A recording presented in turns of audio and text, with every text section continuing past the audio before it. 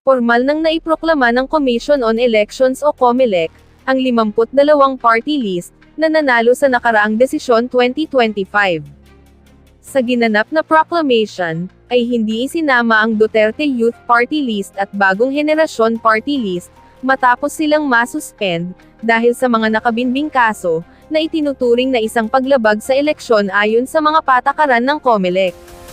Ang Duterte Youth ay pangalawa sa nakakuha ng may pinakamaraming boto, sa katatapos lang na halalan, at nakakakuha ng 3 upuan sa Kongreso. Samantala, deserve naman daw, ani kabataan Representative-elect Rene Co, ang hindi pagproklama ng COMELEC sa Duterte Youth Party List, dahil sa pending cases nito. Reacts lang po natin sa nangyaring suspension sa Duterte Youth Party. Deserve. Ayun. So, ang suspension ng Duterte Youth is the first step doon sa matagal na clamor ng youth sector para sa kanilang disqualification. Ever since noong sila ay unang tumakbo noong 2019, napansin na yung mga anomalya sa kanilang registration, which are illegal and unconstitutional. So, and of course, bilang pagtingin natin na hindi sila totoong representative ng kabataan, hindi nila binitbit ever ang mga panawagan ng sektor ng kabataan, ang pangailangan nila sa edukasyon, trabaho, serbisyo, karapatan, kasarinlan. We welcome this first step, and of course we are guarded so that the following steps until the disqualification persists pa. Pumalag naman si Duterte Youth Party List Representative Ronald Cardima, sa ginawang pagsuspend ng proklamasyon ng kanilang grupo. Aniya, ay dudulog daw sila sa Korte Suprema. Una, inaakusahan kami ng Kabataan Party List na we are promoting violence. Kasi daw sabi namin, uubusin namin yung mga NPA at yung mga kasamahan ng NPA. Sabi namin kami nga yung anti-NPA. NPA nga yung teroristang violente sa bansa Kami pa yung kinasuhan na kami pa yung violente. Pangalawa, nag-speech kami noong 2019, sabi namin, hindi kami mangungurakot kahit piso, lahat ng pondo ng Duterte Youth Party List bibigay namin sa taong bayan. Kinasuhan kami ng vote buying ng Kabataan Party List. Sabi ko, sa dami-dami ng tunay na vote buyer sa Pilipinas at mga kurakot, ang kinasuhan nyo pa talaga yung kaisa-isang hindi bumibili ng boto. Yun ang mga kaso namin. Kaya nga noong 2019, hindi ma-desisyon ng COMELEC yan kasi house show na kaso. Saka ba naman nakakita na lalabanan mo NPA, sasabi mo uubusin mo yung NPA sa bansa, ikaw pa yung kakasuhan ng violente. At ikaw pa yung magsasabi ng lahat ng pera mo sa opisina mo, pang taong bayan yan, wala kang kukurang-kutin kahit piso. Ikaw pa yung kakasuhan ng vote buy kasi daw pinangako mo yung pera ng opisina mo na wala kang uubusin mo sa lahat ng taong bayan. Yan yung kaso namin. Kaya nga kahit hindi abogado, mabububo So, noong 2019, hindi pinansin ng COMELEC yan, nakapending doon. Nakaupo kami. Noong 2022, yung 300,000 na boto namin, naging 600,000 na, hindi pa rin pinansin ng COMELEC yan. Ngayon, 2 milyon na yung boto namin. Saan mo sasabihin na very serious yung kaso na yon? Oo. Nasaan na po ba yung kaso na ito? Hindi tayo abogado, mabubupo ka Attorney, Sir Ronald, saan na po ba yung kasong ito? Nasaan department? Nakapending sa kanila. Ngayon lang nila sinabi na very serious daw yung kaso ngayon, kaya daw i-hold daw muna. Okay. Tapos sira ulo tong mga Sir, ano po ang inyong susunod na hakbang? Kung kayo po hindi maiproklama, so paano po yung papunta akong Supreme Court ngayon. I-raise ko sa Supreme Court na merong grave abuse of discretion. Talagang abuso 'yun. Minuto, walang ginawa yung iba. Di ba? Karamihan bumalimbing at yung ibang kakampi hindi nagpakita. Di ba? Kaya nga masabi ko sa inyo, doon sa listahan ng mga nagpapakilalang Duterte Party List, nakita ko 10. Meron akong kilalang 2 dyan, kurakot, hindi ko na lang babanggitin. Tapos nagpapakilala sila, Duterte kami. Yung ibang party list dyan na bago, baka pag kayo binigyan ng pera, proyekto, dang-dang milyon, balingbing rin kayo agad, Kami, Duterte Party List, napatunayan ninyo. Ninong namin ang presidente ng Pilipinas, ninong namin ang speaker. Pwede kaming lumapit para sa mas malaking pondo, kahit bilyon-bilyon pa yan. Kahit piso, hindi kami tumanggap. Ganun yung aming paninindigan para kay Rodrigo Duterte at kay Sara Duterte. Kaya sana naman po, makita ninyo yung paninindigan na yun. Panindigan naman kayo sa Lunes para sa nanindigan. Diba? Ba't kayo tataya doon sa iba na hindi mo kayo sigurado, nagpapakilala lang na Duterte sila. Pero baka pag nakaupo sila, pag inalok ng napakaraming bultong-bultong pondo at pera, wala na naman. Bakit? Karamihan ng mga kongresista at party list ngayon, inendorso na yan ni Pangulong Duterte at ni VP Sara noong 2019 at 2022. Ilan dyan sa mga inendorso ang naiwan? Duterte yung party list na iwan. Kaya sana po yung ganong paninindigan, tulungan naman ninyo, panindigan ninyo. Kasi sinasabi ng iba, huwag na natin iboto yung Duterte yung party list, panalo na yan. Pag lahat ng Duterte supporter ay naniwala doon, talo tayo. Kami pa yung natalo. Di ba? So sana po kung kayo ay naniniwala sa aming pinaglalaban, kung nakita ninyo na kami lang ang nanindigan para kay Pangulong Duterte, sa Kongreso kami lang nagtanggol, kung nakita ninyo kami lang ang nag-file ng impeachment laban sa umargabyado kay Pangulong Duterte, kami lang ang nag-file ng pagbabalik ng death penalty laban sa mga durugista at kriminal at kurakot pa, baka naman makita ninyo may paninindigan talaga kami na maging boses ninyo sa Kongreso. At hindi kami yung mga tahimik lang para magnegosyo sa gobyerno. Wala kami kahit anong negosyo sa gobyerno. Kaya sabi ko sa inyo, pag kami natalo, alis na lang kami sa Pilipinas. Accept na lang namin na ayaw ng mga Pilipino. Pero kapag kami nanalo, wala kaming ibang tutularan kung hindi sa Pangulong Duterte kung anong mga ginawa niya sa Pilipinas. Plus, isasama namin yung mga kurakot. Panahon na para habulin pati yung mga kurakot at pandarambong sa Pilipinas. Okay. Back to issue tayo, sir. Gaano kayo kalakas ang paniniwala na itong i-final ninyo ngayon ay napakalakas ng ebidensya at impeach talaga or may impeach talaga dito sa Pilipinas? Yan, hindi natin kaya i-assume, ha? Kasi impeachment is a numbers game. Di ba? Yung numbers na yun, dwindle pa pag kakabigay ng pondo proyekto. Pero tayo, bilang boses ninyo sa Kongreso, hindi naman pwede na magsasalita lang tayo kung sa tingin natin panalo tayo eh. Kung kayo merong hinaing, kung merong nag-argabyado sa inyo, di ba? Meron ng party list nagpapakilala. Ano yun? Kakampi ng mga inaapi. Inaapi na nga si Pangulong Duterte at saka milyong-milyong Pilipino. Nasaan yung nagpapakilala yun? Meron mga party list nagpapakilala, party list sila ng mga OFW. Nagrarally na nga daang libong mga OFW, di pa rin ngayon nagsasalita. Di ba? Yan ang problema dyan. Ang dami nagpapakilala na sila para sa inyo kami. Patulad na yung mga sinasabi ko, may ibang Duterte party list doon, 10 yan eh. Yung iba kaibigan ko, okay yan. Pero meron talagang dalawa dyan. Alam ko, kurakot. Nagpapakilala na Duterte rin kami. Sabi ko, ayoko na lang ngayong banggitin dahil ayoko manira, pero ang sasabihin na lang natin sa mga Duterte supporter, sana mo iboto nyo Duterte yung party list, manindigan kayo sa tunay na naninindigan. Pangalawa, kilatisin niya iba pang politiko. Hindi dahil sinabi nila yun na yun. Diba? Alam nyo, ang currency para sa pagboto ng leaders ng bansa, yung kung iboboto nyo ay may matapang o may paninindigan. Bakit? Kung hindi yun ang panuntunan ninyo, karamihan siya bumabalimbing lang sa pera. Hindi pala karamihan, almost 95% of them, alokay ng pondo, tahimik na yan. Diba? Ang iboto ninyo, yung tunay na naninindigan para sa inyo, tunay na lumalaban para sa inyo, tunay na nagiging boses ng taong bayan sa ating Kongreso at sa ating gobyerno. Number 5 po, Duterte yung party list. Maraming salamat po. Last na lang, sir. Last na. Nice na lang. Status po ninyo, yung kaso po ninyo para once and for all, alam po ng mga buboto sa inyo kung ano po talaga. Yung status po ninyo sa kaso ninyo, mismo kasi kinasuhan ko kayo, nabanggit ko kanina, yung sa NBI, at yung disqualification case, gaano ba ito makakampi ko sa inyo? Sige.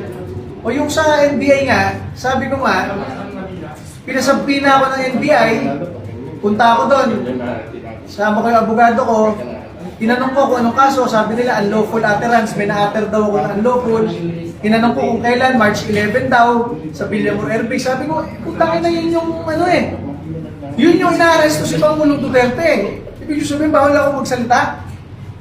So sabi ko, alam nyo, ganyan lang pala iniintindi nyo, National Bureau of Investigation. Pinopondohan namin kayo galing Kongreso, 2 billion a year. Hindi nyo man lang ma-identify kung sino yung mga, hindi nyo man lang imbestigahan yung napakaraming kinikidnap at pinapatay ngayon. Ang iniimbestigahan nyo kami, ng mga kalyado ni Pangulong Duterte. Nakakalimutan nyo, sa 4 na kinasuhan ninyo, Maharlika, wala dito. Harry Roque, wala dito. Raul Lambino, hindi pa naman senador. Kami, incumbent kami sa Kongreso. Dadaan naman kayo sa Kongreso para ipagtanggol yung hiling nyo ng budget. 2 billion a year. O tatanong namin, bakit kayo binibigyan ng 2 billion a year? Kung ang iniimbestigahan nyo lang pala, mga ganyan, unlawful utterance, parang nagchichismisan ng magkabarangay. Hindi nyo man lang imbestigahan yung mga heinous crime, kidnapping, at sabi ng Chinese community, Filipino-Chinese community, pang 12 na yon na kinidnap yung pinatay na yon. Kaya lang sila nagsalita kasi pinatay. Pagkabayad ng 200 million, ransom, pinatay. Ibig sabihin, hindi nyo iniimbestigahan yung mga nangyayari yan. Yung 11 na nagbayad, nakidnap sila. Ganun na lang ba? Ang iimbestigahan ninyo, puro kung ano lang iutos sa inyo. Ay, imbestigahan namin kayo sa Kongreso, bakit ganyan ang pagkaka-imbestigahan nyo sa mga nangyayaring krimen sa bansa. Paliwanag nyo kung bakit yung inyong 2 billion hindi dapat gawing 100 million na lang. Maraming salamat sa Thank you. Thank you. Yeah.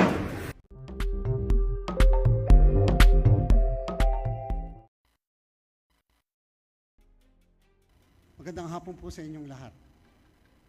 Sa ngalan ng Komisyon sa Halalan, katuwang ng aking mga kasasama sa Commission and Bank, mga kawani, mula sa lahat ng aming naging kabalikat sa pagsasagawa ng halalan at kasama ng buong sambayan ng Pilipino, isang taus-puso at buong pusong pagbati sa mga kinatawan mula sa iba't ibang party list na inihalal ng bayan upang maging bahagi ng ika-20 Kongreso ng Pilipinas bilang mga miyembro ng mababang kapulungan. Sa kabila ng mga habon sa budget, lohistika at mga paunang pagsubok ng mga bagong reforma, at sa kabila rin ng lahat ng paghahandang inilaan para sa isang matiwasay na halalan, mula sa mas mabilis na pagpapadala ng resulta hanggang sa mga hakbang upang tiyaking maayos ang buong proseso, ang naging tunay na lakas ng halalang ito ay ang mamamayang Pilipino. Mainit man ang araw at mainit man ang palitan ng pananaw, lalo na noong kampanya, mas mainit at mas masidhi ang hangarin ng ating mga kababayan na bumoto at pumili ng mga pinunong sa tingin nila ay karapat-dapat. Masikip man ang pila at mahaba man ang hintayan, higit na humaba ang pasensya at lumawak ang pangunawa ng mga botanteng piniling magtiis. Masigurado lamang na mabibilang ang kanilang tinig at maririnig ang kanilang pasya. Dahil dito, ang halalan ngayong taon ay naging tunay na makasaysayan at nagtala ng pinakamataas na bilang ng bumoto sa porsyento man o aktwal na bilang. Nagpapasalamat kami sa botanteng Pilipino na nakisa noong nakaraang Lunes sa bawat presinto ng bansa. Umaasa kami na bahagi ng tagumpay na ito ay nakakahintindi ang Pilipino nararamdaman ng taong mga nakatatanda at internet voting para sa mga kababayan natin sa ibang bansa at mas accessible na mall voting sa ilang lugar upang maibsan ang siksikan at mapagaan ang daloy ng mga tradisyonal na voting center sa mga paaralan, lalo na sa harap ng lumolobong bilang ng mga rehistradong botante. Kabilang na dito ang pagsisigurado na makakaboto ang ating mga katutubo na nasa kabundukan. Kasama nagpamalas ng lakas ang kabataang Pilipino. Sa ating kasaysayan, matagal na silang binansagang pag-asa ng bayan, ngunit hindi lang nakatuon sa kanilang mga mata sa ang hinaharap na para bang ang responsibilidad ay magsisimula pa bukas, kumilo sila upang iguhit maging ang kasalukuyan. Hindi sila naghihintay ng pagkakataon, sila ang lumikha nito sa sarili sa masigasig na pagpaparehistro, aktibong pakikilahok, pangangampanya, volunteerismo at pagbubuklod upang magpagsama-sama ang lakas ng bawat isang boto. Isinulong nila ang mga adhikain hindi lamang para sa kanilang sariling henerasyon, kundi para sa kinabukasan ng buong bayan. Sa usapin ng klima, katarungang panlipunan, edukasyon, karapatang pantao, maayos na trabaho at pagkakapantay-pantay, isinulong nila ang uri ng lipunang nais nilang mabuo, makatao, makatarungan at mas inklusibo. At nasa salamin ito sa naging resulta ng halalan. Ngunit hindi rin natin pwedeng makaligtaan. Ang landas na tinatahak ngayon ng kabataan ay nilatag na mga nauna, mga henerasyong nagtaya ng panahon at lakas upang mabigyan ng ating mga kabataan ng oportunidad na pagtibayin ang mga sarili. Dahil dito, lalo kaming umaasa na unti-unting mapapalitan ang politikang nakabatay sa popularidad at panandali ang pakulo. Sa halip, umaasa kaming patuloy na umusbong at mamukadkad ang politikang nakaugat sa prinsipyo, pananagutan at makabuluhang pakikilahok. Umaasa rin kaming darating ang araw na ang politika ay hindi na kailangang gamitan ng pananakot, panlilinlang o pagbili ng boto upang manalo. Matagal na naming hinaharap ang mga ito sa pamamagitan ng regulasyon at kampanya. Ngunit batid nating higit pa sa batas ang kailangang baguhin. Ang kamalayan at kultura ng ating politika mismo ang dapat magbago tungo sa politikang ginagabayan ng halaga na may malay, may malasakit at may tapang. Ito ang uri ng politikang nagbibigay liwanag sa ating pag-asa. Isang politikang hindi lang para sa panalo, kundi para sa paninindigan. Makasaysayan din ang pag-angat ng maraming party list groups na nakakuha ng higit sa isang upuan. Hindi ito basta bilang sa talaan, kundi patunay na lumalawak sa suporta o nasuporta at kolektibong pagkilos ng mga sektor sa likod ng bawat grupo. Ipinakita nito na ang representasyon ay hindi lamang simboliko, kundi sinsero at may matibay na ugnayan sa mga pinanggagalingan nilang komunidad. Sa sistemang proportional representation, mas nabibigyang boses ang iba't ibang paninindigan, adhikain at ideolohiya, at mas nagkakaroon ng pagkakataon ng mga ito na maisabatas at maisakatuparan. Sa ilalim ng ating konstitusyon, binuo ang party list system bilang mekanismo upang matiyak na ang kapangyarihang pambatas ay hindi lamang umiikot sa mayorya. Sa halip, ito'y idinisenyong dumaloy patungo sa mga gilid at laylayan ng lipunan, sa mga sektor na madalas na pag-iiwanan, ngunit may mahalagang boses sa pambansang usapin. Layunin itong bigyang puwang ang mga adhikain, panawagan at pangarap ng mga komunidad na matagal nang nananabik na makibahagi sa paghubog ng ating mga batas at patakaran. Sa ganitong disenyo, mas naisabubuhay natin ang isang demokrasya na hindi lamang nakabatay sa dami, kung hindi nakaugat sa katarungan. Sa karaniwang anyo ng demokrasya, nangingibabaw ang prinsipyo ng mayorya. Ibig sabihin, kung sino ang pinakamarami, siya ang nananaig. Ngunit sa diwa ng party list system, hindi lamang dami ang batayan, layunin nitong bigyang boses ang mga pananaw na madalas na isasantabi upang mailapit sa katarungan ang representasyon sa lehislatura. Namumukod tangi ang sistema ng party list representation sapagkat sa halip na bumoto para sa isang tao, sa pangalan o personalidad, ang mamamayan ay pumipili ng partido, sektor o kilusan na sa kanilang palagay ay tunay na kakatawan sa kanilang mga paniniwala at isinusulong na advokasya. Sa ganitong paraan, ang resulta ng halalan ay isang salamin ng pulso, prinsipyo at paninindigan ng bayan. Ngunit gaya ng anumang buhay na institusyon, ang sistemang ito ay patuloy na umuusbong. Sa paglipas ng panahon, ito'y naging paksa ng maraming hamon, pagsusuri at reforma. At sa patuloy na pagbabago ng ating lipunan, umaasa kaming darating ang panahon na magkakaroon ng higit pang linaw, pangunawa at panibagong sigla sa pagpapatupad at pagsasabuhay ng layunin ng party list system. Hindi natin isinasangtabi ang mga desisyong panghukuman gaya ng atong paglaong case na nagpapaliwanag ng balangkas ng sistemang ito bilang bahagi ng mas malawak na proporsyonal na representasyon.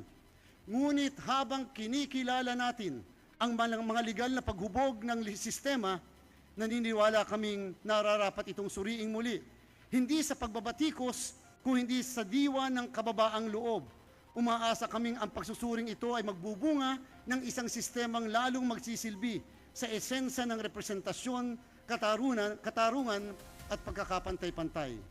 Kasabay ng aming taus-pusong pagbati, tangan din namin sa inyo ang aming pag-asa na ang sistemang ito ay patuloy ninyong pagyayamanin at lalo nang patatatagin para sa mga sektor na marahil ay higit nang nangangailangan na mas malakas na tinig sa pagbalangkas ng mga pulisiya at batas.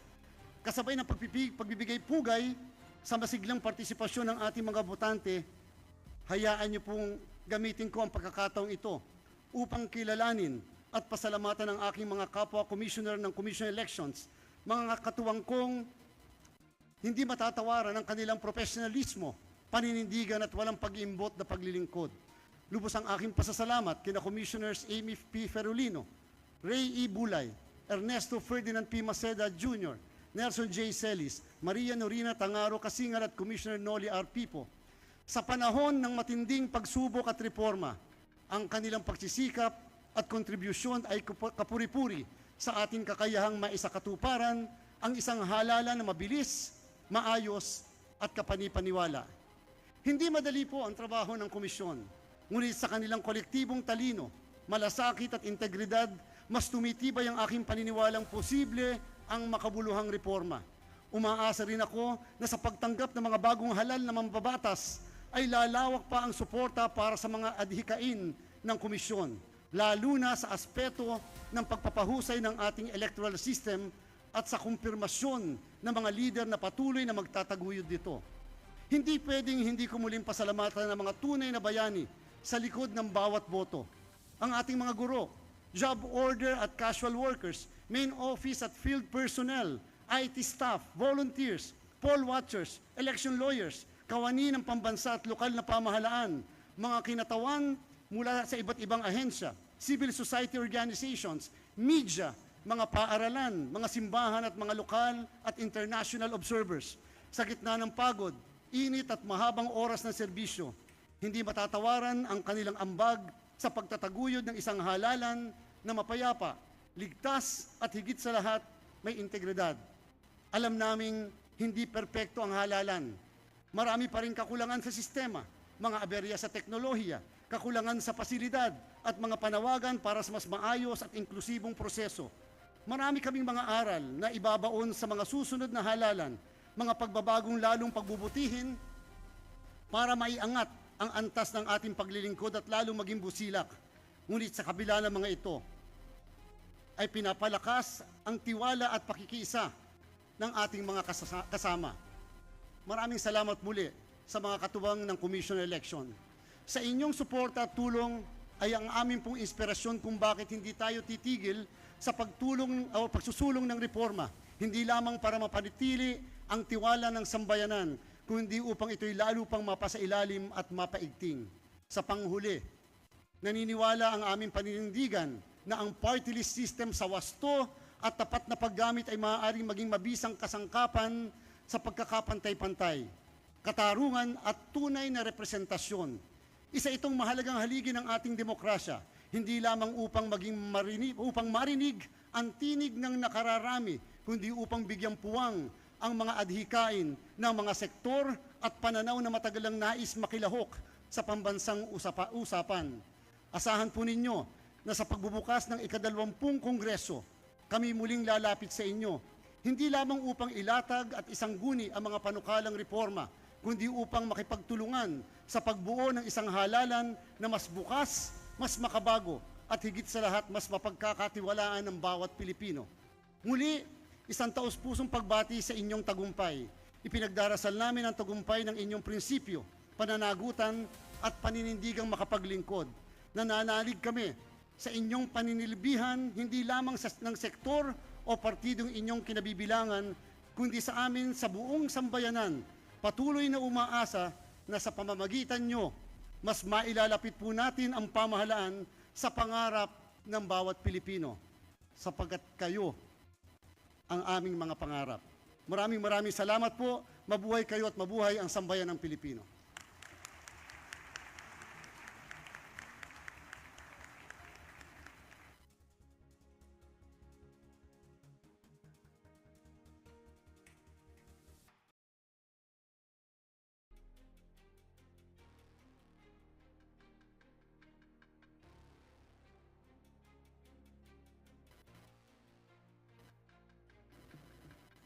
Director Jola, what is the order of business for today?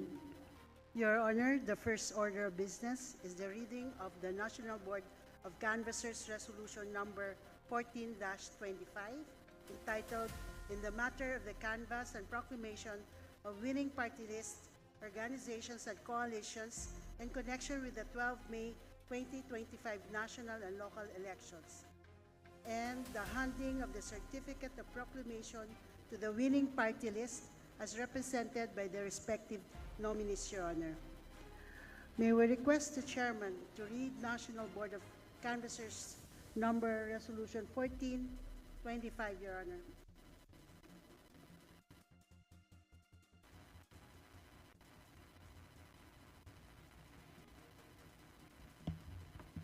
National Board of Canvassers in the matter of the canvass and proclamation of winning party list organizations and coalitions in connection with the 12 May 2025 national and local elections, promulgated May 18, 2025, NBOC Resolution Number 14-25. Whereas the Commission on Elections, sitting en banc as a National Board of Canvassers for senators and party list representatives officially canvass in open and public session the votes cast for the party list system of representation in connection with the 12 May 2025 national and local elections. Whereas on 15 May 2025, the NBOC completed canvassing 175 out of 175 certificates of canvass, whereas there are 63 total number of seats for the party list representatives pursuant to Section 5 of Paragraph 2, Article 6 of the 1987 Constitution, requiring that the party list representative shall constitute 20% of the total number of representatives, including those under the party list. Whereas for the 2025 national and local elections, there are 69,673,653 total registered voters, 57,350,968 votes who actually voted, and 41,950,292 total votes garnered by all party list groups. Whereas, in a memorandum dated 16 May 2025, the Supervisory Committee for the 2025 NLE recommended the proclamation of the winning party list groups on 19 May 2025, 3 p.m., based on the results tabulated in the national tally as audited and as prescribed under Banat versus the Commission on Election. The audited national tally sheet is hereby attached in this resolution. Now, therefore, by virtue of the powers vested in it under the 1987 Constitution, the Omnibus Election Code or Batas Pambansa bilang 881 and other election laws, and applying the rule in Banat versus the Commission on Election, the Commission on Election sitting en banc as the National Board of Canvassers for party list hereby declares the following party list groups as winners in the party list elections of 12 May 2025, entitled to the number of seat or seats as indicated next to their respective names, to serve for a term of 3 years beginning at noon of June 30 in accordance with Section 7, Article 6 of the 1987 Constitution. Number 1, Akbayan Citizens Party or Akbayan. Total number of votes, 2,779,621 with a percentage vote of 6.620. Number of seats, 3. Duty to energize the Republic through enlightenment and the youth, or Duterte Youth, 2.2338564, 5.57460 total number of seats. Tingog Sinirangan or Tingog, 1.822708 with an equivalent percentage of 4.349 with 3 seats. Pagtibayin at palaguin ang pangkabuhayang Pilipino or 4Ps, 1.469571 equivalent to 3.5031, 2 seats. Anti-Crime and Terrorism Community Involvement and Support Incorporated, AXI-IS, 1.239930 with an equivalent of 2.9557, 2 seats.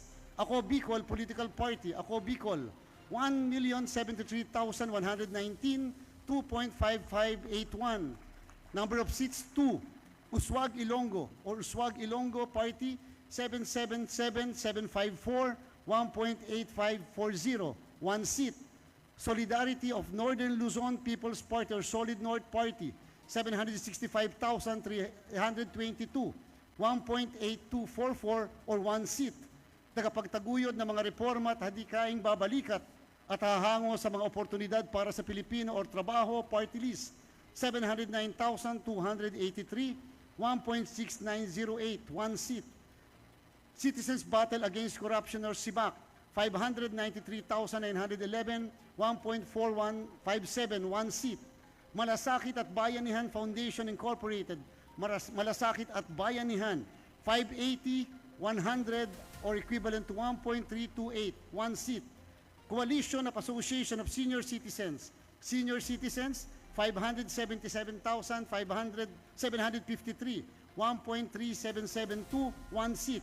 Pwersa ng Pilipinong Pandagat, 575,762, equivalent to 1.3725, 1 seat.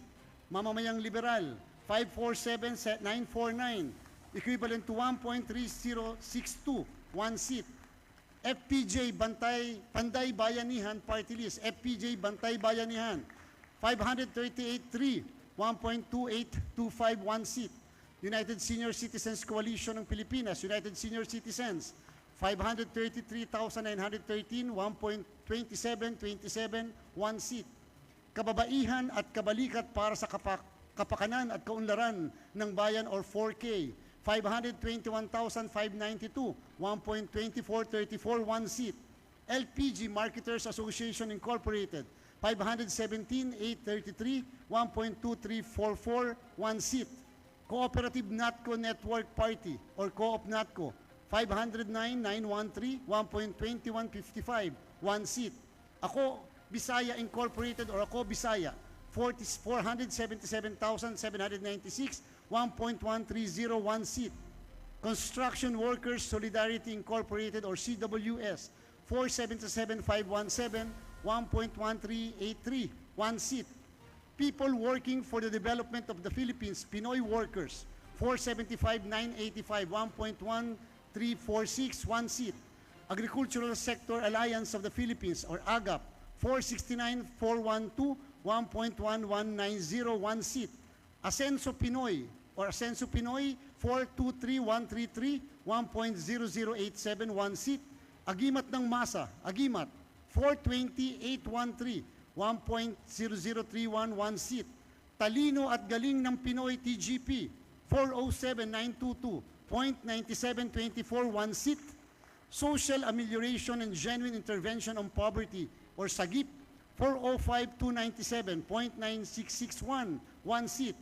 Alliance of Organizations, Networks, and Associations of the Philippines or ALONA, 393,684, 0.9385, 1 seat. Ang buklod ng mga motorista ng Pilipinas, One Rider Party List, 385,700 or 0.9194, 1 seat. Kampihan ng mga maralita at kamanggagawa, 382,657, 0.9122, 1 seat. Galing sa Puso Party List or GP Galing sa Puso, 381,880, 0.9103, 1 seat. Kalipunan ng Maralita at Malayang Mamamayan Incorporated or Kamalayan, 381,437, 0.1993, 1 seat. Bicol Saro, 366,177 or 0.8729, 1 seat. Kusug Tausug, 365,916 or 0.8723, 1 seat. Act Teachers Party List, Act Teachers, 353,631, 0.8430, 1 seat. Aurora Integrated Multipurpose Cooperative, 1 Co-op, 334,098 or 0.7964, 1 seat. Kilos Mamamayan ngayon na, KM ngayon na, 324,405, 0.7733 or 1 seat. Abante Mindanao Incorporated or Abamin, 320,349, 0.7636. Bagong Henerasyon, BH, Bagong Henerasyon, 319, 0.7623, 1 seat. Trade Union Congress or TUCP Party, 314,814, 0.7504. Kabataan Party List or Kabataan, 312,344, 0.7446, 1 seat. Association of Philippine Electric Cooperatives, APEC, 310,427 or 0.7400 or and 1 seat. Mamamayan para sa gobyerno ng ng gobyernong bubuklod sa mga isip at diwa ng mga Pilipino, magbubukid. 310,289.7397 1 seat. One Tahanan Incorporated, One Tahanan, 309,761.7384 1 seat. Ako Ilocano, ako 301,406.7185 1 seat. Manila Teachers Savings and Loan Association Incorporated or Manila Teachers, 301,291.7182 1 seat. Nanay or Nanay Party List, 293,430.6995 1 seat. Kabalikat patungo sa umuunlad na sistematiko at organisadong pangkabuhayan, Kapuso PM, 293,149.6988 1 seat. SSS GSIS Pensionado, 290,359.6922 1 seat. Dumper Philippines Taxi Drivers Association Incorporated or Dumper PTDA, 279,532.6663 1 seat. Abang Lingkod Incorporated, Abang Lingkod, 274,735.6549 1 seat. Pusong Pinoy or Pusong Pinoy, 266,623.65 5616. Solo Parent Working for Economic Rights and Other Trust for Equality, Suerte, 261,379.62 31 1 seat. And Philippine Rural Electric Cooperatives Association Incorporated, PhilReca, 261,45.62 23 1. In each recommendation, dated May 17, 2025, the Supervisory Committee recommended the suspension of the proclamation of the 30 Youth Party List and BH Bagong Henerasyon due to the following pending petitions filed before the Clerk of the Commission. The 30 Youth Party List, SPP number 19-009, filed by Ria Beatriz Magtalas, Abigail Alelitan, Reina Punsalan, and Aurel Ros Angkos, and B, SPP number 25-008, filed by Youth Advocates for Climate Action Philippines, National Coordinator Rachel Pagsanhan Hunsay, Polytechnic University of the Philippines Student Regent Michael Troy C. Cabangon, and University of the Philippines Student Regent Francesca Maria Duran. Number 2, Bagong Henerasyon BH SPA 25-003, filed by Attorney Russell Stanley Q. Geronimo. Considering the serious allegations raised in the above petition, which involve grave violation of election laws, the National Board of Canvassers resolves to suspend the proclamation of the 30 Youth Party List and Bagong Henerasyon Party List until the speedy and judicious resolution of the petitions filed before the Clerk of the Commission. So ordered, signed by all the members of the Commission and Bank as the National Board of Canvassers with the note of the Chairman of the National Board and the Chairman of the Commission on Election. Certification approved by the Commission and Bank on 18 May 2025, Consuelo B. Jola, Director 4, Office of the Commission Secretary.